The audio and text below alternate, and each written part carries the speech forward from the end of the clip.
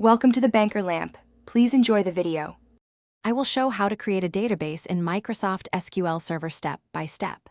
First, ensure you have sysadmin or DB creator permissions on the server. Also confirm the disk path exists and port 1433 is reachable if using remote connections. Plan initial file sizes and growth settings before creating the database. Typical defaults are 8 MB for the data file and 1 MB for the log file. Decide whether to use simple versus full recovery for backups and point-in-time needs. You can create a database using SSMS or TSQL commands. In SSMS, right-click Databases and choose New Database to open the dialog. Set the database name, data and log file paths, and initial sizes in the dialog.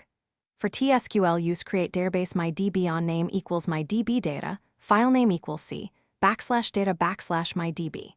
MDF, size equals 8 MB, max size equals 50 GB. File growth equals 64 MB, log on name equals mydb log, file name equals c, /data /mydb. LDF, after creating the database, configure recovery model, backups, growth, and security. Use alter database mydb set recovery, full or set recovery, simple as appropriate. Configure a backup strategy with full backups daily, differential backups hourly, and transaction log backups every 15 minutes for full recovery. Adjust file growth to 64 MB or 10% depending on workload, and set max size limits like 50 GB where appropriate. Grant database users minimum necessary permissions, and run a test restore.